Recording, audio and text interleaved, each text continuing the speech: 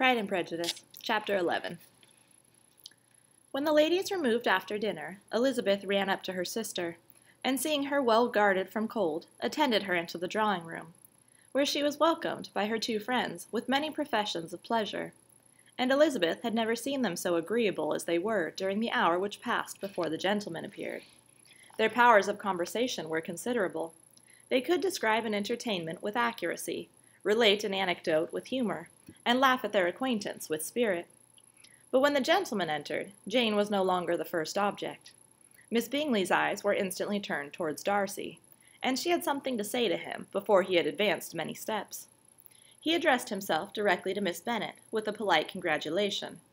Mr. Hurst also made her a slight bow, and said he was very glad.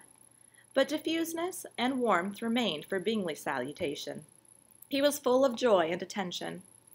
The first half-hour was spent in piling up the fire, lest she should suffer from the change of room, and she removed at his desire to the other side of the fireplace, that she might be farther from the door.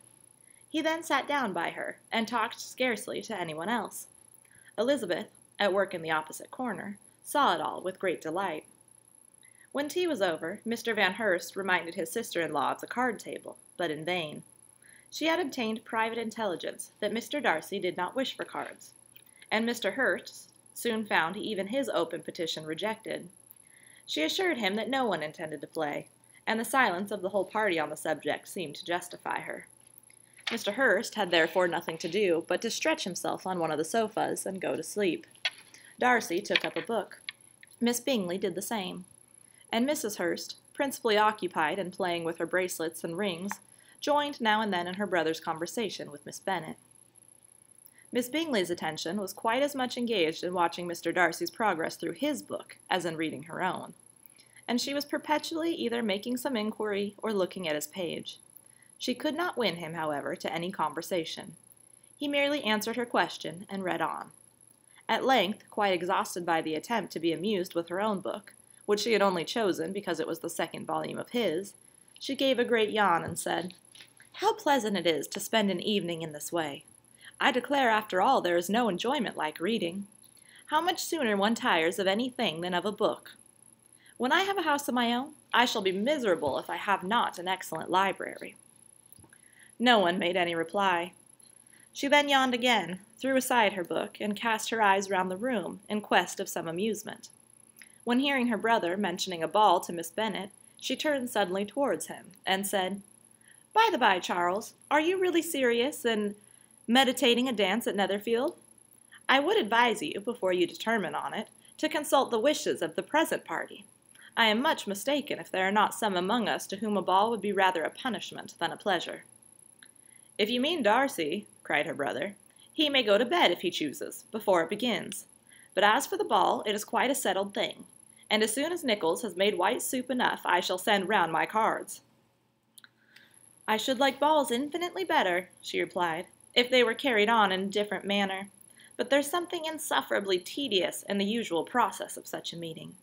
It would surely be much more rational if conversation, instead of dancing, made the order of the day." "Much more rational, my dear Caroline, I dare say, but it would not be near so much like a ball." Miss Bingley made no answer, and soon afterwards got up and walked about the room. Her figure was elegant, and she walked well, but Darcy, at whom it was all aimed, was still inflexibly studious. In the desperation of her feelings, she resolved on one effort more, and, turning to Elizabeth, said, "Miss Eliza Bennet, let me persuade you to follow my example, and take a turn about the room. I assure you it is very refreshing, after sitting so long in one attitude." Elizabeth was surprised, but agreed to it immediately. Miss Bingley succeeded no less in the real object of her civility. Mr. Darcy looked up. He was as much awake to the novelty of attention in that quarter as Elizabeth herself could be, and unconsciously closed his book. He was directly invited to join their party, but he declined it, observing that he could imagine but two motives for their choosing to walk up and down the room together, with either of which motives his joining them would interfere. What could he mean? She was dying to know what could be his meaning, and asked Elizabeth whether she could at all understand him. "Not at all," was her answer. But depend upon it, he means to be severe on us, and our surest way of disappointing him will be to ask nothing about it.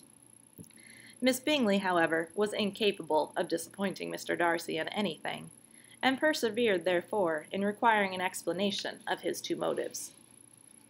"I have not the smallest objection to explaining them," said he, as soon as she allowed him to speak. "You either choose this method of passing the evening because you are in each other's confidence and have secret affairs to discuss, or because you are conscious that your figures appear to the greatest advantage in walking. If the first, I should be completely in your way, and if the second, I can admire you much better as I sit by the fire." "Oh, shocking!" cried Miss Bingley. "I never heard anything so abominable. How shall we punish him for such a speech?" "Nothing so easy, if you have but the inclination," said Elizabeth. "We can all plague and punish one another. Tease him, laugh at him. Intimate as you are, you must know how it is to be done." "But upon my honor I do not. I assure you that my intimacy has not yet taught me that. 'Tis calmness of temper and presence of mind. No, no, I feel he may defy us there. And as to the laughter, we will not expose ourselves, if you please, by attempting to laugh without a subject. Mr. Darcy may hug himself." "Mr. Darcy is not to be laughed at?" cried Elizabeth. "That is an uncommon advantage, and uncommon I hope it will continue, for it would be a great loss to me to have many such acquaintance. I dearly love a laugh." "Miss Bingley," said he, "has given me credit for more than can be. The wisest and the best of men, nay, the wisest and the best of their actions, may be rendered ridiculous by a person whose first object in life is a joke." "Certainly," replied Elizabeth, "there are such people, but I hope I am not one of them. I hope I never ridicule what is wise or good. Follies and nonsense, whims and inconsistencies do divert me, I own, and I laugh at them whenever I can. But these, I suppose, are precisely what you are without." "Perhaps that is not possible for anyone, but it has been the study of my life to avoid those weaknesses which often expose a strong understanding to ridicule." "Such as vanity and pride."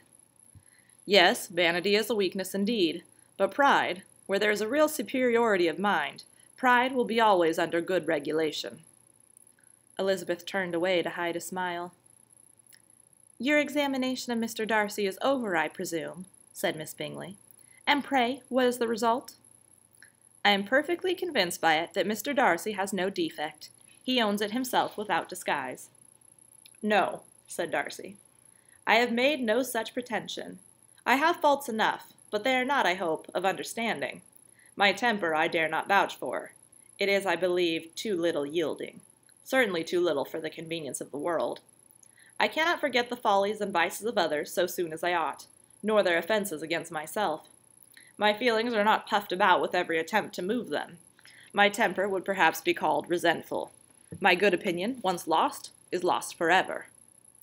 "That is a failing indeed," cried Elizabeth. "Implacable resentment is a shade in a character. But you have chosen your fault well. I really cannot laugh at it. You are safe from me." "There is, I believe, in every disposition, a tendency to some particular evil, a natural defect, which not even the best education can overcome." "And your defect is a propensity to hate everybody." "And yours," he replied with a smile, "is willfully to misunderstand them." "Do let us have a little music," cried Miss Bingley, tired of a conversation in which she had no share. "Louisa, you will not mind my waking Mr. Hurst." Her sister made not the smallest objection, and the pianoforte was opened, and Darcy, after a few moments' recollection, was not sorry for it. He began to feel the danger of paying Elizabeth too much attention.